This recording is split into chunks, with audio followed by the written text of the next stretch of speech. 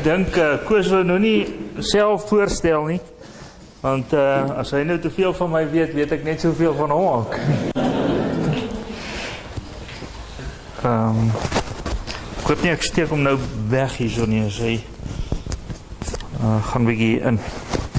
Goed. Baie dankie dat ek met julle kan kom praat, en baie dankie dat hierdie see van gesigte hier sit. Ek dink hierdie is 'n onsaglike, belangrike onderwerp. Dit is vir my wonderlik om te sien, ek praat by baie gemeentes, en om te sien hoe dat die Here deur sy Heilige Gees ook mense wakker maak, en die vuur in mense se harte aansteek, sodat ons weer nie dink oor ons kerkwees. Ek hoop dat ek vanaand vir julle nie sal laat dink, en nie sal laat kyk ook na jouself, wat in jou lewe aangaan, maar ook die roeping waarmee die Here jou geroep het. Want dis die kern waaroor ons praat. Hulle het vir my gevra, ons moet praat oor 'n gesonde kerk, het 'n gesonde, geesvervulde en godvrugtige leiers nodig. En julle sal sien op die struktuur wat ek daar vir julle gegee het, ek het maar net daar die onderwerp gevat en hom so ingedeel. So ek begin by 'n gesonde kerk. Maar dan sit ek daarby dat ons eintlik moet sê 'n gesond wordende kerk. Want gesond gaan ons nooit wees in hierdie bedeling totaal gesond nie. So leer ons mos maar in die katekismes ook. En dan die leiers sal maar altyd gewonde geneesere bly. Die mense wat ander moet help, is self maar gewonde mense. Mense wat self seer gekry het, en self moet groei, en self moet gesond word, tot ons eendag ons Here Jesus op die wolke sien kom, en waar die totale genesing sal plaasvind, en waar hy die trane van ons oë sal afvee, en ons dan in die volle vreugde sal ingaan. Kom ons begin. Hoekom kom ons Here Jesus aarde toe? Wie sit hier voor my vanaand? Hoekom is jy in die kerk? Baie mense sê, ek gaan nie kerk toe nie, want dis 'n klomp skynheilige mense, en daarmee bedoel hulle, dis ouens wat sê, ek is alright. Ek het nie sonde nie, en daarom is ek nou in die kerk. Terwyl dit eintlik andersom is. Almal wat hier sit vanaand is selferkende sondaars. Is mense wat erken dat jy die genesing van Jesus Christus nodig het. En daarom ons Here Jesus, as die fariseërs by hom kla oor hy met die sondaars en die prostituie omgaan, want hy 'n tollenaar roep en saam met die tollenaar en sy vriende eet, dan sê Jesus vir hulle, ek het nie gekom vir die wat gesond is nie, want hulle het nie die geneesheer nodig nie, maar ek het gekom vir die wat ongesteld is. Hy ken ons, hy ken jou, hy weet jy is ongesteld, jy het 'n probleem in jou hart, elkeen van ons het 'n probleem in ons hart. En daarmee saam gaan dan wat hy hier sê, wat ek gemaak het. Hy sê, gaan leer wat dit beteken, ek wil barmhartigheid hê, en nie offerande nie. So, die stikkende mens, wat die genade van die Here ervaar, in sy of haar hart word daar iets wakker. En dit is dat ek op 'n bepaalde manier na ander mense kyk. Ek kyk met barmhartigheid na ander mense. En dan grond hy dit maar weer in dit wat hy sê, ek het nie gekom om regverdiges te roep nie, maar om sondaars tot bekering te roep. Jesus werk met sondaars. En nou daarmee in lyn sê Jakobus dit. Hy sê, Bely mekaar julle misdade en bid vir mekaar sodat julle gesond kan word. Die vurige gebed van die regverdige het groot krag. Hoor julle? Praat met stikkende mense. Hy aanvaar ons het sonde. En nou as hy sê ons ervaar sy genesing, ons ervaar sy genade, dan sê hy ons moet ook barmhartige mense word. En Jakobus speel daarop in en sê ons moet so met mekaar saamleef dat ons vir mekaar kan sê dis my sonde. Kan dit op die oomblik gebeur in jou gemeente?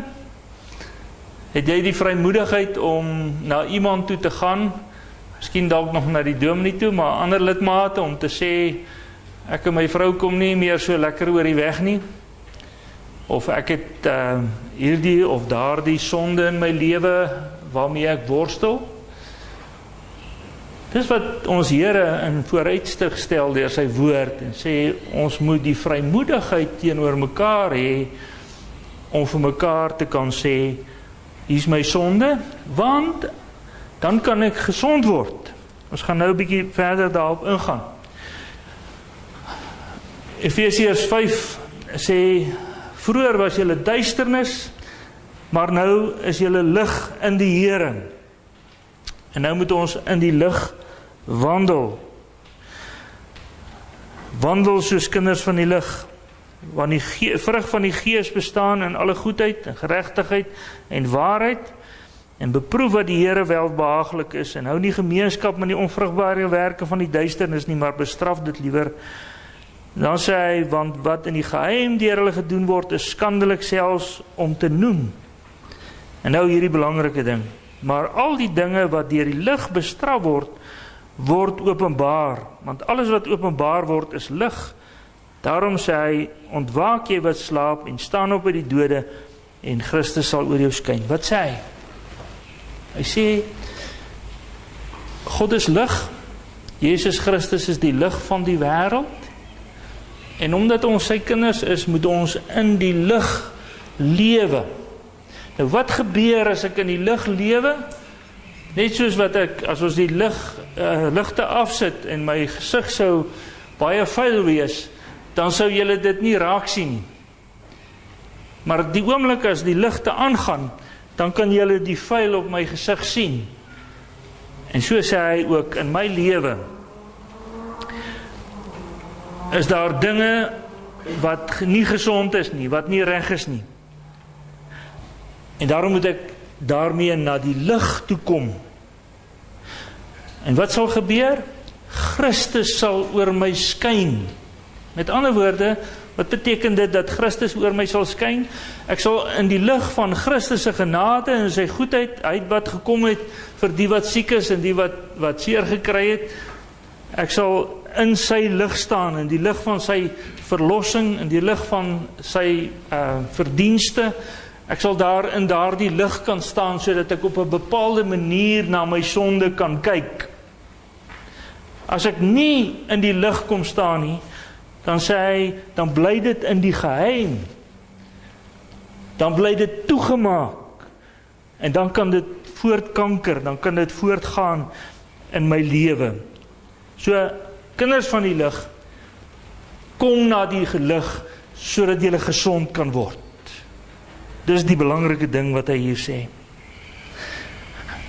En dan as ons na 1 Johannes 1 vers 4 kyk, dan sê hy begin eintlik daar in vers 1, en sê dat hy 'n oog en 'n oorgetuie is van Christus, en dat hy gemeenskap het met God, dat hy wil hê hulle moet deel van daardie gemeenskap wees, en dan sê hy, ons skryf hierdie dinge aan julle, sodat julle blydskap volkome kan wees. Weereens, sodat daar genesing kan wees, sodat dit wat jou blydskap wegvat in jou lewe, of dit nou is, miskien vrees vanweë 'n kaping, of iets wat met jou gebeur het, 'n verkrachting, of vrees vir die dood, wat ook al, wat jou blydskap wegvat, of 'n sonde in jou lewe. Skryf hierdie dinge, sodat jou blydskap volkome kan wees. Jesus praat ook in Johannes 15 daarvan. En nou sê hy, en dis die verkondiging wat ons van hom gehoor het en aan julle verkondig. God is lig en geen duisternis is in hom nie. As ons sê dat ons met hom gemeenskap het en in die duisternis wandel, dan lieg ons en doen ons nie die waarheid nie. So, wie kan sê, ek het nie sonde nie? Hulle sê mos, die dominee het so gevra in die preek, sê, wie van julle kan nou sê dat jy geen sonde het nie? En soos nou, niemand steek die hand op nie. En hy sê weer, wie kan nou sê jy het nie sonde nie? En daar gaat so handjie op daar agter. En hy sê, ja broer, het jy geen sonde? Hy sê, nee dominee, ek praat maar terwille of in die plek van my vrou se oorlede man. So, maar wat God sê is, as jy sê jy het nie sonde nie, dan lieg jy. Dis klaar, dit geld vir almal van ons. So, hy wil hê dat ons volkome blydskap moet hê. God is lig, geen duisternis in hom nie, en daarom kan ons nie in die donker leef nie.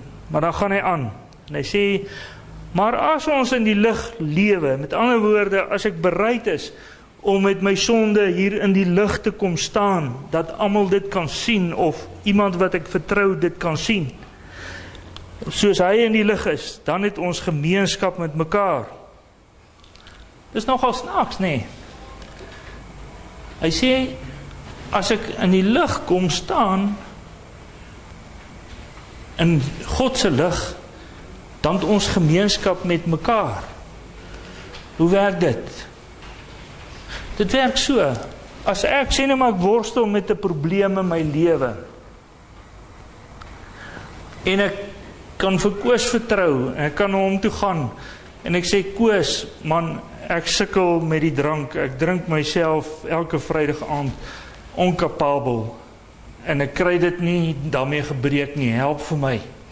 Wat gebeur tussen ek en Koos? Daar kom gemeenskap, ons kom nader aan mekaar. So, hoe kry ons gemeenskap in die kerk? Hoe kom ons nader? Hoe kry ons daar die eenheid binne die kerk van die Here? Wanneer dit kan gebeur. Want wanneer iemand weet, al het ek sonde, ek kan kerk toe kom, ek hoef nie sonder sonde te wees nie, of ek hoef nie te maak of ek sonde is nie, of ek hoef nie 'n masker op te sit nie. Ek kan maar na die kerk toe kom. Daar's 'n veilige plek waar ek kan kom sê, kom help my. Ek vertel altyd hierdie verhaal, ons het 'n Bybelstudiegroep gehad van jong mense, jong getroude mense.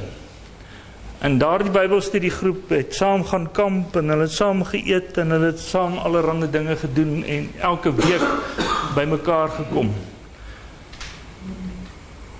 Maar iewers, in 1 jaar, het 3 of 4 van daardie paartjies skielik net geskei.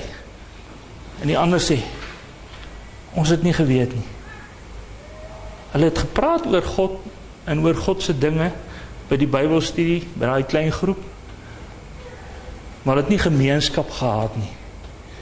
Want die moeilikheid in hulle huwelik was in die donker. Hulle het nie met mekaar daaroor gepraat nie, en daarom was daar nie werklik gemeenskap gewees nie. Want dis wat hy dan nou verder sê. Hy sê, as ons sê dat ons geen sonde het nie, mislei ons onsself, lieg ons, en die waarheid is nie in ons nie. As ons sonde bely, hy is getrou en regverdig om ons sondes te vergewe en ons van alle ongeregtigheid te reinig. Dus dit is belangrik dat ons hier raak sien, dat hierdie woord wat hy hier gebruik om ons te reinig, is 'n woord wat hy gebruik om te sê ons voortdurende reiniging, want hy skryf aan mense wat klaar gereinig is, klaar in Jesus Christus glo, hulle sondes is afgewas, hulle sondes is vergewe, hulle is regverdig voor God. Dit sê hy in die volgende hoofstukke. Maar hy sê nou, as ek met my sonde in die lig kom, En ons het gemeenskap met mekaar, ons kan met mekaar daaroor praat, en soos Efesiërs sê, Christus skyn oor ons. Dan word ek van my sonde gereinig.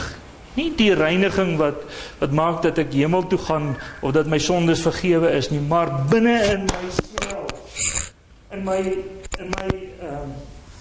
eie gewete, in my worsteling met my sonde, word ek weer eens gereinig.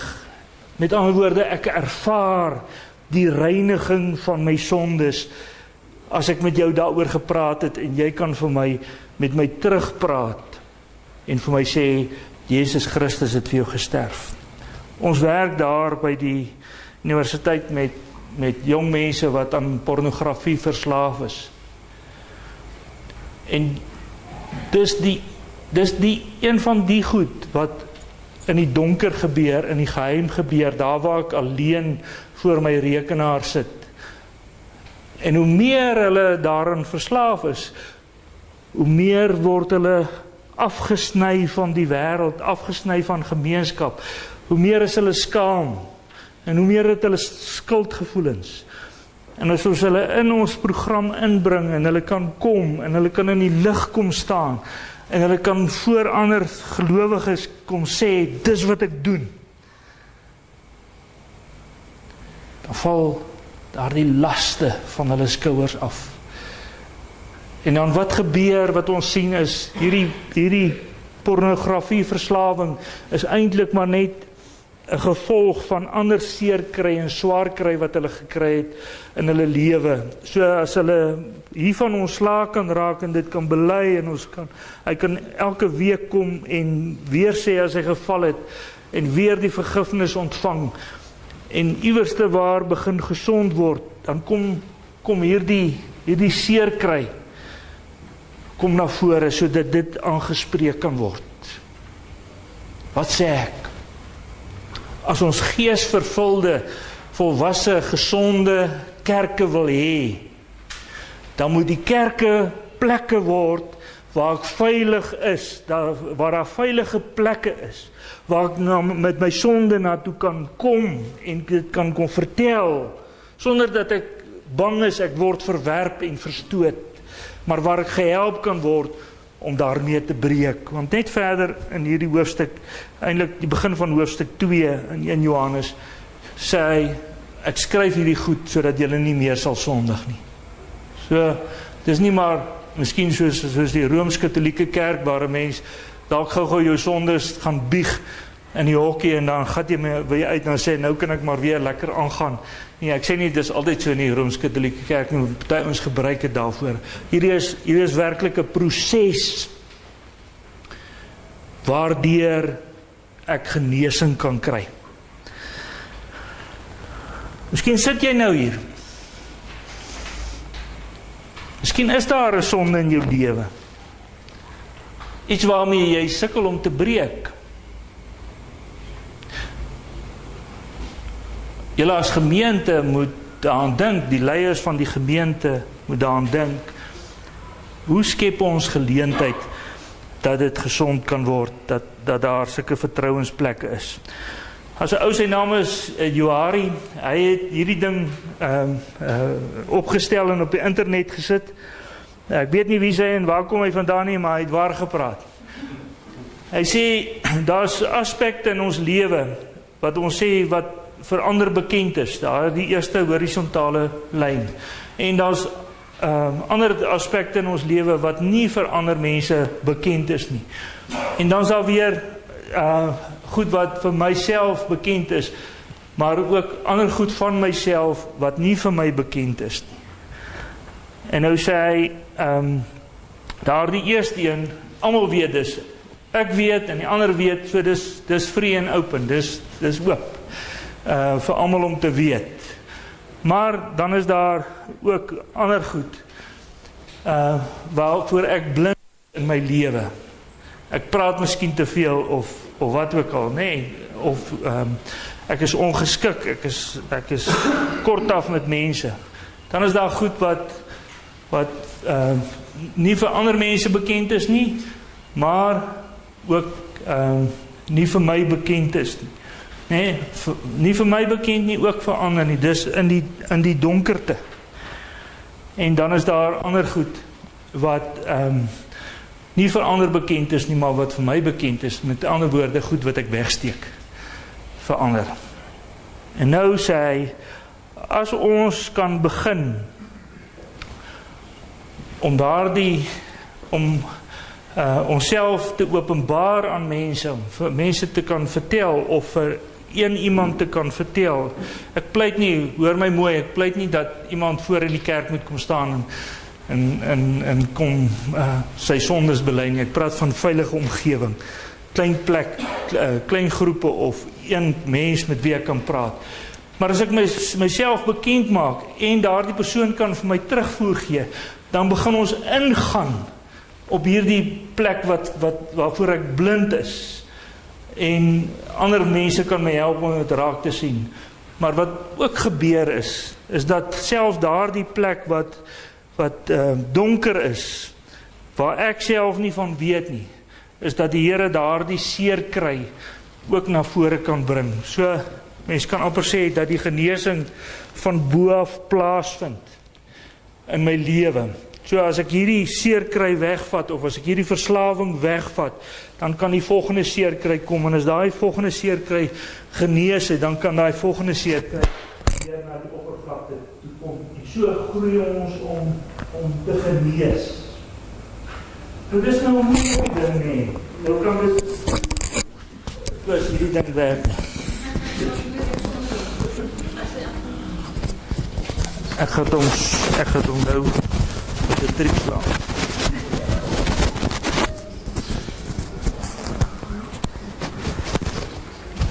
Asyn. Dis 'n moeilike ding. Hoe praat hierdie profie nou goed wat net in die lug hang? Nee, so sê hoe op die aarde gaan ons dit nou in ons gemeente begin toepas? Ek dink dit begin by 'n klein groep. Dit begin selfs by die dominee. Dat die dominee, en ek glo nie hele dominees is so nie, maar in die ou tyd, lank terug, het die dominee swart pakke aangehad, hy het 'n wit das aangehad, of hy het selfs 'n manel aangehad, en dit het iets gesê van, ek is bietjie anders as julle. Ek is nie 'n sondaar nie, en dan lieg hy. Want dit sê die Bybel, jy lieg. Weet julle dat ek sonde het? Ja. Ja. Julle ken nie die detail nie, ek gaan ook nou nie vir julle sê nie.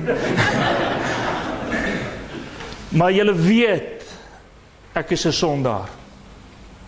Ons weet, en ons hoef nie voor te gee dat ons nie sondaars is nie. So, iewers in ons groepe, klein groepe, of hoe ook al die kerkraad dit wil reël, moet ons by 'n punt kom waar ons veilige plekke skep, sodat mense met hulle moeilikheid kan kom.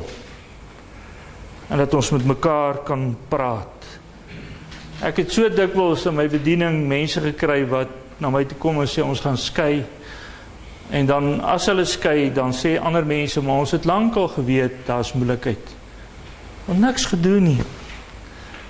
Dat nie by daai persoon gaan sit en gaan praat nie, want ons is te skaam. Ons dink ons mag nie met ander ouens praat nie. Maar die Here wil ons gebruik om genesing te bring. En daarvoor kan ons ook toerusting kry. Ons lidmate help en toerus om die ding te kan doen.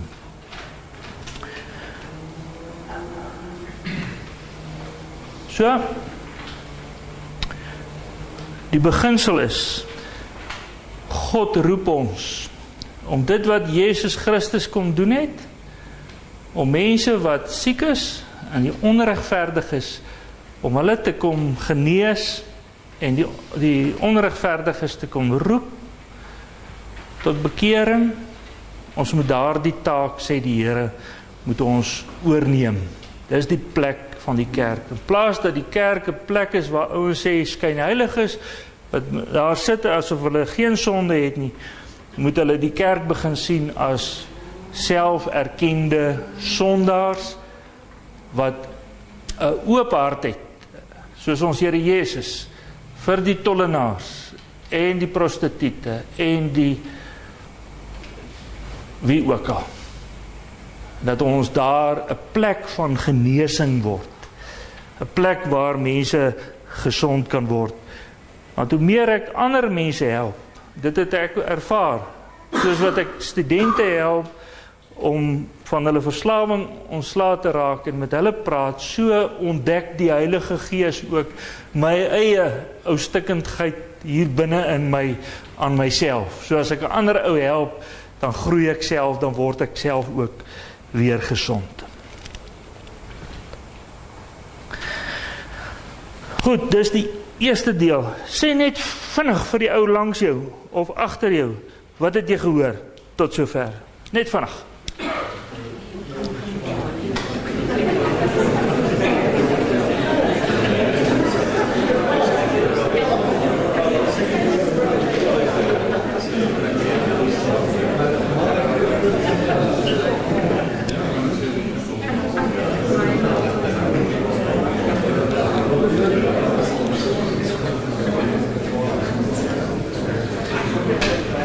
Goed. Enige vrae tot sover? Iemand wat 'n vraag het? Iemand wat vir my wil sê, jy praat van 'n pie in the sky. Julle mag. Ek sê dit is moeilik, ek weet. Maar dis wat die Here sê, en daarom die Here sal ons in staat stel om dit te doen. En ek kan getuig, ons doen dit daar in Potchefstroom. Nie met almal nie. Nie almal is gereed daarvoor nie. Maar daar's baie mense, studente, jong mense wat daardie genesing ervaar. Kort opgesom. As jy in die donker bly met jou sonde, gaan jy nie gesond word nie. As jy in die lig kom staan, al is dit hoe swaar, hoe moeilik, dan skyn die lig van Jesus Christus op jou. Hy maak jou wakker. Christus se lig sal op jou skyn, word wakker jy wat slaap.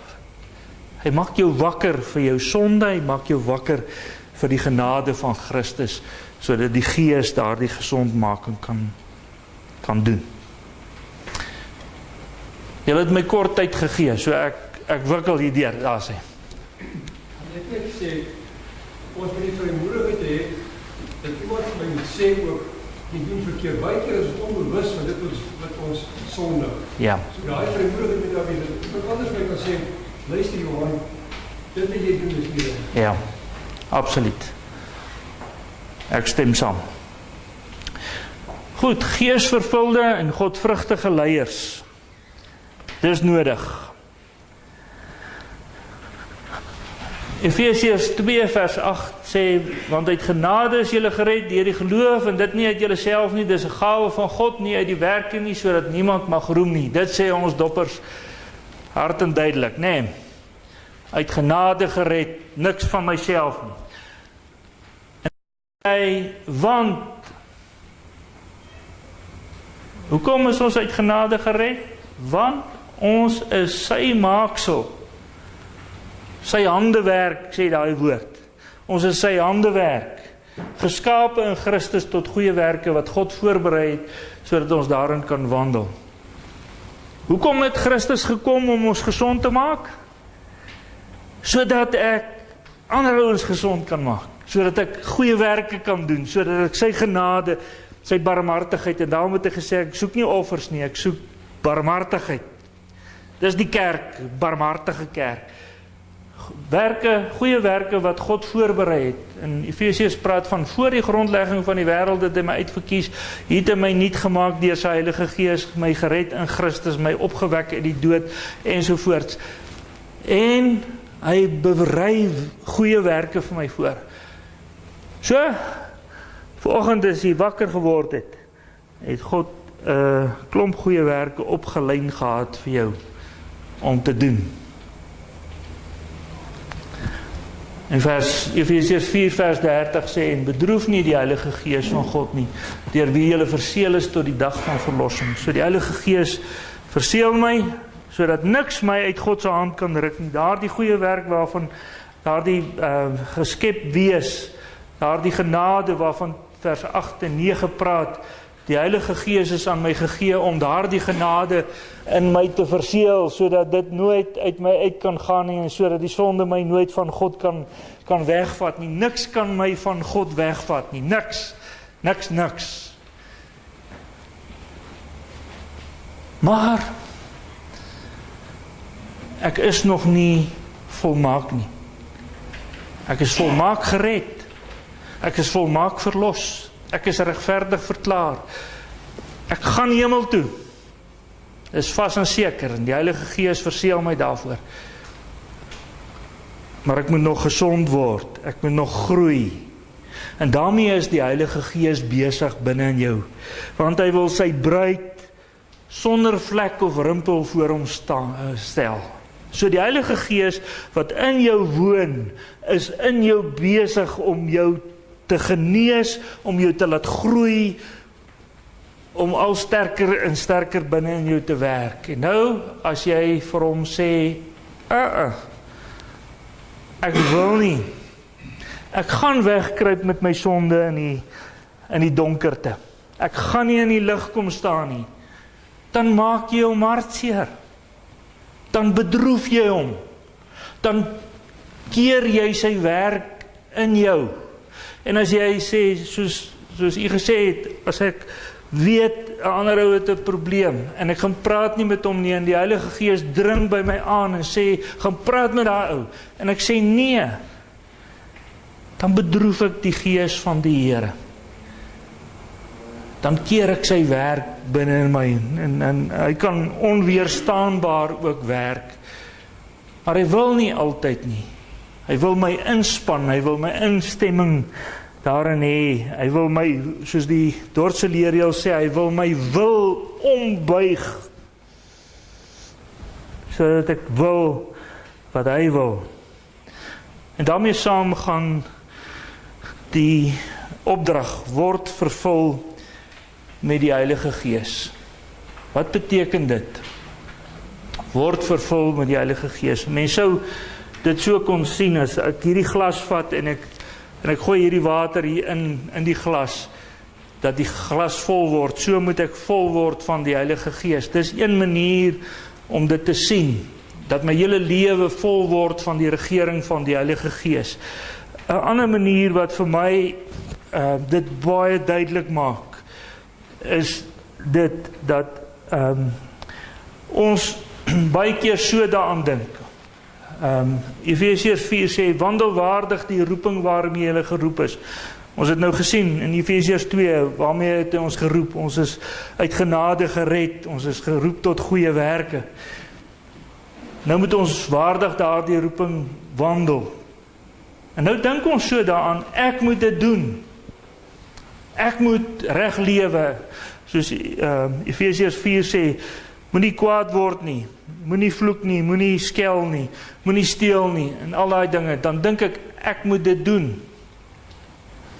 En dan kan ek net die Heilige Gees vra om my bietjie te kom help daar. Maar uiteindelik is dit nog ek wat dit moet doen.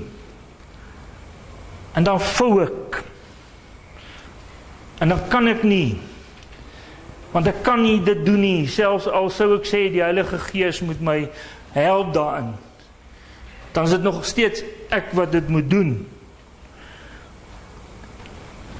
Maar Efesiërs 4 vers 30 sê, ons moet nie die Heilige Gees bedroef nie. Hoe moet ons dit sien? Galasiërs praat van die vrug van die Gees. Ekskuus, ek het 'n lesing in Engels aangebied en ek het daai een misgekyk dat ek hom nie teruggesit het Afrikaans toe nie. Die vrug van die Gees. Met ander woorde, die vrug waarin wat die Gees in my lewe dra. So vriendelikheid, vreugde, liefde, geduld, goedheid, al daai goed, sou ons kon dink, ek moet dit doen. Maar wat sê hy? Dis die vrug van die Gees. So die Gees moet daai vrug in my dra. So, wat sê hy? Hy sê, die Heilige Gees is in my besig om te werk. Die Gees van God woon binne in jou. Die Gees van God is met jou op pad. Hy reinig jou. Hy wil jou meer en meer maak soos wat jy moet wees. Wat moet jy doen? Jy moet jou onderwerp aan die Gees. Dis hierdie pyl wat ek hier gesit het. Jy moet jou onderwerp aan die Gees, sodat die Gees dit aan jou kan doen en in jou kan doen. So dis die Gees van God wat die vrugte in jou dra van vriendelikheid, vreugde ensovoorts. Verstaan julle, dis net 'n kopskuif dat ek in die oggend, as ek wakker word, dat ek kan bid en sê, vra dat die Heilige Gees vandag my sal gebruik om die goeie werke wat God vir my voorberei het, te doen. En dat ek, terwyl ek lewe, elke dag, dat ek bewus is daarvan dat die Gees van God in my woon. En dat ek bewus is daarvan dat hy vir my dinge uitwys om te doen. En dat ek, as ek dit hoor, of as ek iets verkeerd wil doen, as ek daai televisie wil aansit en ek wil daai verkeerde film kyk, of ek kyk na my rekenaar, die verkeerde goed is, of ek wil daai ou beskinner daar by die werk, en die Gees van God sê vir my, nee, dan is dit nie maar net my gewete wat vir my sê nee nie. Dis die Gees van God wat vir my sê nee, moenie in die donker gaan nie, moenie daai goed doen wat selfs skandelik is om daaroor te praat nie. En dat ek dan my wil onderwerp aan die Gees. God is besig in my lewe. Hy's met my op pad. En ek moet my wil aan hom onderwerp. Ons kan dit so verduidelik. Hier's willepere. Daai willepere wil nie vir daai man luister wat daar op die ander perd is nie. Hulle wil gaan waar hulle wil. Hulle wil doen wat hulle wil. Maar miskien die perd waarop hy ry was ook eens 'n willeperd. En hy het hom gevang en hy het met hom gewerk en hy het sy vertroue gewen en uiteindelik 'n saal op hom gesit en nou kan hy hom stuur en hy kan op daai hoogtes ry en hy kan hom gebruik. Want wat maak die perd? Hy onderwerp sy wil aan die ruiter se wil. Wat is vervulling met die Heilige Gees? Hoe meer ek in my lewe, oral in my lewe, my wil begin onderwerp aan die wil van die Heilige Gees. Wanneer ek vir hom sê, ja, ek sal doen wat u vir my sê, waartoe u my lei, ek wil dit doen. Vra. Is dit duidelik? Steek 'n bietjie hand op as julle sê is duidelik of is dit nie duidelik nie. Duidelik, right, baie dankie. Goed, kom ek illustreer dit ook met Johannes 15 kortliks. Johannes 15 praat van, ek is die wingerdstok, julle die lote. En dan sê Jesus dit, hy sê, my Vader is die landbouer, my Vader is die boer. Wat maak die boer? Hy loop hier tussen hierdie wingerdstokke en hy snoei hierdie wingerdstokke reg met groot liefde. Want die Vader het sy seun gestuur om 'n wingerdstok te word sodat ons in hom ingeplant kan word. In sy groot liefde het hy dit gedoen. So met groot liefde loop hy ook hier by ons. En nou sê Jesus daar in Johannes 15 sê hy, julle is die lote. En dan sê hy, maar julle is al reeds rein deur die woord wat ek vir julle gesê het. Hoor julle? Is weer dieselfde ding van Efesiërs. Julle is klaar verlos, julle is rein, julle is reg, julle gaan hemel toe, julle is my kinders, julle is deel van my. Julle hoef nie dit te word nie. Dit het ek gedoen, uit genade, sonder enige verdienste. Wat is die boodskap van Johannes 15? Want hy sê ons moet uiteindelik baie vrug dra. Maar daar's nêrens 'n opdrag, dra baie vrugte nie. Nêrens. Wat is die opdrag? Die opdrag is, bly in my. Bly in my. Ek is die ware wingerdstok. Bly in my. Dan sal julle baie vrugte dra. So die vrug dra is die gevolg van bly in my. Hoor julle wat ek sê? Ek kan nie julle hier uitstuur en sê, hey, gaan wees vriendelik en wees gaaf en wees oulik en wees geduldig en wat ook al nie. Dis nie wat die Bybel sê nie. Hy sê, bly in my. As julle in my bly, soos die loot in die wingerdstok bly, dan sal julle vrugte dra. As die Gees van God in julle werk, dan sal julle vrugte dra. As jy jou aan die Gees van God onderwerp, dan sal jy vrugte dra. Die Gees dra die vrug in jou lewe. Christus se krag vloei deur jou, dan dra jy vrug.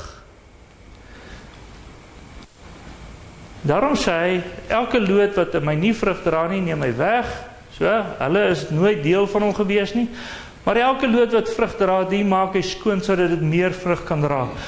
Julle sal reeds rein deur die woord wat ek tot julle gespreek het. Bly in my, soos ek in julle. Net soos die loot geen vrug kan dra van homself, as dit nie in die wynstok bly nie, so julle ook nie, as julle in my nie bly nie. Ek is die wynstok, julle die lote, wie in my bly en ek in hom, hy dra veel vrug. Kyk hy laaste sinnetjie. Want sonder my kan julle niks doen nie. En nou vra ons, hoe bly ons in Christus? Hoe bly ons in hom? Hy sê, as julle in my bly en my woorde in julle, sal julle vra net wat julle wil hê en julle sal dit kry. Hoe bly ek in Christus? As sy woorde in my bly. Met ander woorde, hier kom ek by 'n plek en hier's 'n ou wat my daar by die werk agteraf is en my beskinder en my looi en wat ook al, en die binnekant sê hierdie klein ou gertjie sê, nou gaan ek daai ou voeter, of ek gaan vir hom terugkry, of wat ook al. En die Gees sê, nee, Christus sê, draai die ander wang, en Christus sê, loop nog 'n myl saam, as die ou van jou 1 myl afdring. En as sy woorde in my bly, dan bly ek in hom. Nou sê hy dit ook nog op 'n ander manier. Hy sê, julle moet in my liefde bly. As julle my gebooie bewaar, sal julle in my liefde bly. Kom ek verduidelik dit so. Hier's 'n ma, en haar kind speel daar buite in die tuin, maar daar is kaktusse en daar's wat nog, sê nou maar slange en wat ook al, en daar's die pad waar die karre ry. Nou sê die ma vir die kind, jy moenie hier by die kaktusse speel nie, want dit gaan jou seermaak. Jy moenie daarso, want daar's klippe en daar's rotse en daar's slange. Jy moenie daar speel nie, en jy moet ook nie in die pad gaan speel nie. Wat maak die ma? Sy trek grense vir daardie kind. En hoekom trek sy daai grense? Want sy daai kind lief. So hierdie grense is liefdesgrense wat sy trek. En dis wat Christus hier sê. Hy sê, as jy my gebooie bewaar, kind, as jy jou ma se gebooie bewaar om nie by die kaktusse of die slange of in die pad te speel nie, dan bly jy binne in haar liefde. Hoekom wil ek die gebooie van Christus nakom? Petrus sê, as Jesus sê, as almal loop, en Jesus sê, wil julle nie ook maar loop nie? Sê hy, waar sal ons heen gaan? Want U het die woorde van die lewe. Hier is die grense. Hoekom wil ek die gebooie van God nakom? Want ek glo, dis die woorde van die lewe. Dis die grense van liefde. En dis heeltemal anders as wat ek met 'n skuldige gewete loop. Ek moet kerk toe gaan, ek moet dit doen en ek moet dat doen. Want net nou gaan God my straf. En ons kan, al sê ons dit, alles genade, kan dit tog in onsself 'n persepsie wees, dat ek dit moet doen. Jy is in Christus. Jy's reeds rein. Die Vader snoei jou. As jy daar by die kaktusse gaan speel partykeer of daar in die pad gaan speel, dan gaan hy dat daai dorings jou steek. Hoekom? Dat jy kan verstaan, hier is die grense van sy liefde, nie om jou te looi nie, want die landbouer het sy seun gestuur, en sy seun het gaan bloei en gaan lei om 'n wingerdstok te word, waarin ek ingeplant kon word. Hoe sal hy nou weer in toorn my straf? As daai kleintjie nader gaan na die kaktusse toe, dan gaan die ma die handjie slaan. Nee. Hoekom? Uit liefde. Snoei uit liefde. Verander dus, en ek glo dis in julle harte so, verander die siening. Sê, hoekom wil ek God dien? Omdat ek glo dat hy my lief het, en dit wat hy sê, is die woorde van die lewe.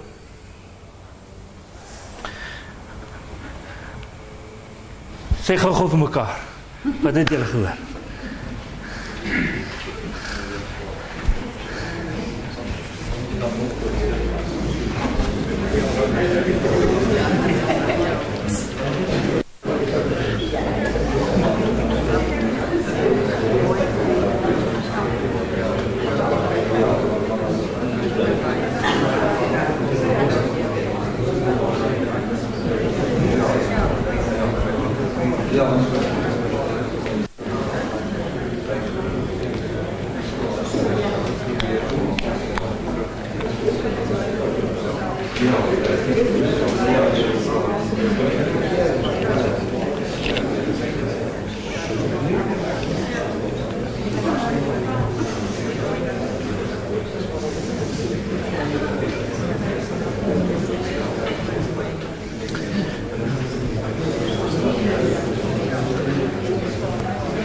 Goed.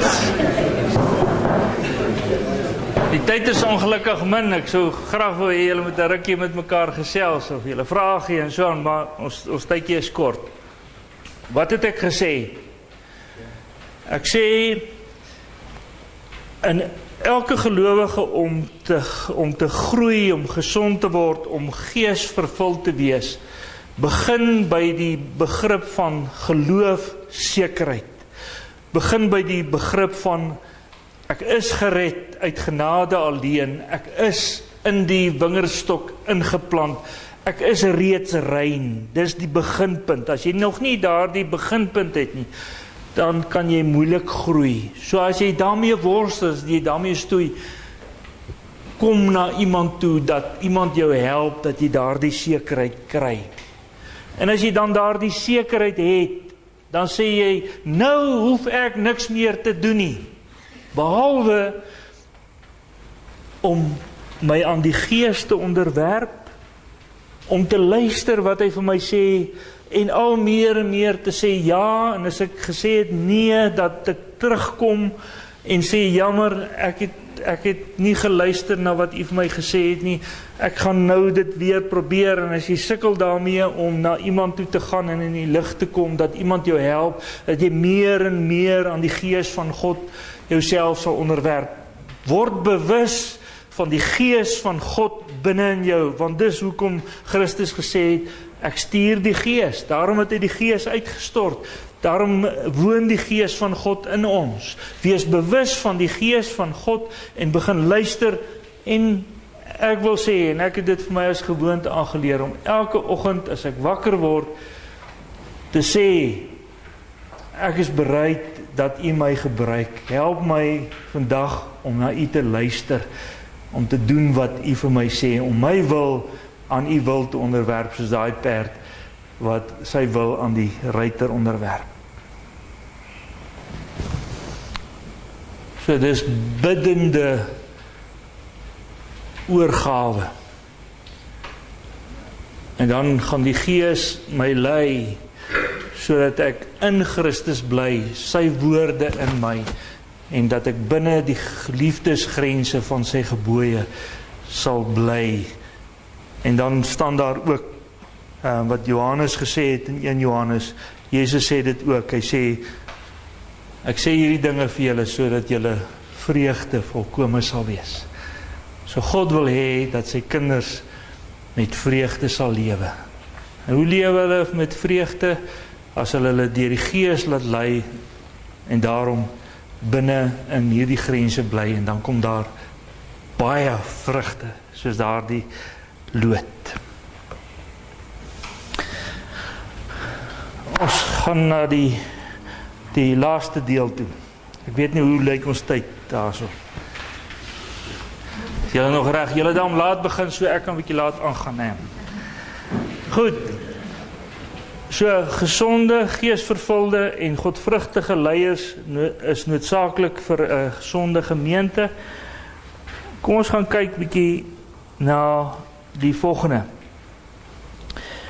In Efesiërs 4.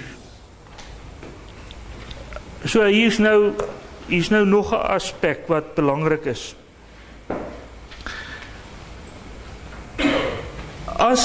As Christus ons nuut maak, as hy sy Gees aan ons gee om in ons te woon en ons te lei,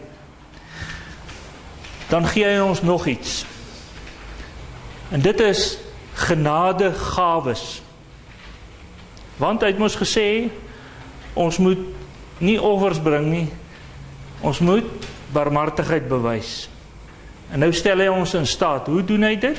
Deur gawes uit te deel aan elkeen van julle wat hier sit, het hy gawes gegee. Wat is 'n gawe? 'n Gawe kan wees 'n gawe om te kan praat, of om te kan preek, of om ander ouens te kan onderrig, of selfs in tale te praat, of mense gesond te bid, of wat ook al. Daar's 'n wye verskeidenheid gawes, maar dis nie soos party kerke sê, gawes is net spreek in tale en gesond bid en wat ook al nie. Ek dink nie die Here plaas daarop die klem nie. Wat is gawes? Gawes volgens my, as ek in die Bybel lees, en geleenthede gaan saam. So God berei daardie goeie werke vir jou voor, die geleenthede in jou lewe. En wanneer jy by daardie geleentheid gee, dan is die Gees van God in jou, maar hy gee ook vir jou die gawe. En partykeer berei hy ons voor vir daardie geleentheid. So byvoorbeeld, by jou werk is daar 'n vroutjie wat pas haar man aan die dood afgestaan het. En nou werk jy so met haar saam. Is 'n geleentheid wat God op jou pad sit en hy sê jou die gawe gee deur die Heilige Gees om daardie geleentheid te gebruik. Elkeen van ons kan besondere gawes hê, maar daar is ook algemene gawes wat hy van dag tot dag op ons pad bring met die geleenthede wat hy op ons pad bring. Jy is dus 'n begenadigde. 1 Petrus 4 sê, julle is bestuurders van die veelkleurige genade van God. So, God het aan jou sy genade toevertrou, sy veelkleurige genade het hy aan jou toevertrou. Jy het 'n hele stoorkamer vol genade van God ontvang en hy gee vir jou gawes om daardie genade te gaan vat en dit aan ander mense te gaan bedien. So wie is julle? Wie is ons? Ons is nuut gemaakte mense. Ons is mense wat die Gees van God in ons het. Ons is mense wat die genade van God ontvang het. En wat nou geroep is om barmhartigheid te betoon, om daardie genade uit te deel. En daarvoor gee God jou die gawe. Jy sal die gawe hê wanneer die tyd kom en jy dit moet gebruik. Maar nou sê Efesiërs nog iets. Hy sê hy gee aan almal gawes, maar hy gee ook sekere mense as besondere gawes. Met ander woorde, die leiers. En wat moet die leiers doen? Efesiërs 4, die leiers moet die gelowiges toerus vir hulle dienswerk. So, binne in die kerk is daar leiers. Die leiers, die taak waarvan ek nou gepraat het, die geesvervuldheid, die godvrugtigheid, om vrugte te dra in Christus. Die leiers moet daarin voorgaan, so sê 1 Petrus 5, hulle moet die gemeente daarin voorgaan, hulle moet leiding neem daarin, soos wat Christus nie gekom het om gedien te word nie, maar om te dien, so moet die leiers dit ook doen. Wat is die taak van die leiers? Hulle moet die gelowiges toerus, sodat die gelowiges hulle gawes kan gebruik om die dienswerk te kan doen. En nou sê Efesiërs dit. Hy sê, hoe vind groei plaas? Hoe vind genesing plaas? Wanneer mense hulle gawes gebruik. Want wat help dit nou dat God ons nuut gemaak het? Ja, hy is met elkeen van ons op pad om ons meer en meer te maak wat ons moet wees. Maar dis nie al waarvoor ons hier is nie, ons is nie net vir onsself hierso nie. Ons is hier om nog mense na God toe te bring. Ons is hier om dat mense God in ons kan sien. Dis hoekom hy ons nuut maak, dis hoekom die Gees van God in ons bly, dis hoekom ons in Christus moet bly. Sodat mense na ons kan kyk en iets van God in ons kan sien. Gaan kyk maar daar die Galasiërs weer, daar die gawes, daar die vrug van die Heilige Gees. Dis God wat jy daar sien, as iemand daar die vrug in hulle lewe het. So, die leiers moet die gelowiges toerus, sodat hulle gawes kan gebruik om die genade van God uit te deel, sodat die wêreld oral waar jy gaan, God kan ontmoet in jou lewe. En dan sê Efesiërs, as ek dit doen, as ek hierdie genadegawes van my begin gebruik, om mekaar te bedien binne die gemeente, maar ook mense buitekant te bedien, dan groei ons na volwassenheid, om soos Christus te word.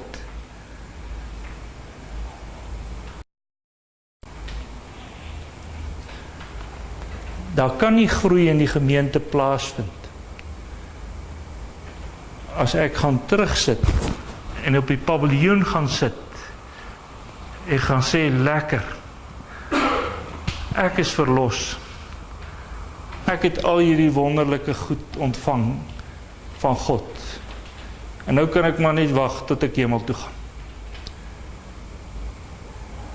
Dan bly jy 'n babietjie, dan bly die gemeente 'n babietjie. As ek uitgedaag word, om te doen, om goed te doen, waarvoor ek eintlik nie kans sien nie, om met daai vroukie te gaan praat wat haar man verloor het, of wat wie se kind selfmoord gepleeg het. Ek weet nie wat moet ek gaan sê nie, maar ek is die naaste aan haar.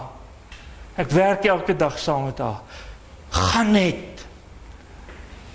Die Gees van God sal jou die gawe gee, en daardie woordjie wat jy gaan sê, hy gaan dit gebruik, kragtig gebruik, in daardie persoon se lewe. En dan gaan sy groei, en jy gaan groei, in jou lewe. En daarmee word God dan verheerlik, en God word dan groot gemaak daardeur. Waaroor rapporteer die kerkraadsvergadering? Dit gaan goed by die mense en almal wil nagmaal gebruik. Hulle moet ook rapporteer. Daai lidmaat het sy gawes begin gebruik om dit en dat te doen. Anders te rapporteer ons net oor een deel van wat God sê ons moet doen. Ek het nou klaar gepraat oor oor 1 Petrus. Hy sluit af sy brief. Petrus skryf aan mense wat ly, wat vreemdelinge en bywoners is, en hy sê die bediening van mekaar, dit gaan julle deur daardie lyding dra. Die ouderlinge moet die gemeente bedien en toerus. En dan sê hy teen die einde, hy sê, en mag die God van alle genade self, wat ons geroep het tot sy ewige heerlikheid in Christus Jesus, nadat ons 'n kort tyd gelei het, julle volmaak, bevestig, versterk en grondves. Wat sê hy, moet ons dit self doen? Nee, God gaan dit doen. Maar God dit doen. God is aan die werk in hierdie gemeente, in elkeen van julle se gemeente. God is aan die werk in elkeen van julle se lewe. Onderwerp jou, soek daarna, dat hy in jou lewe kragtig sal werk. Amper sê ek amen. As daar vrae is, julle welkom. Roger.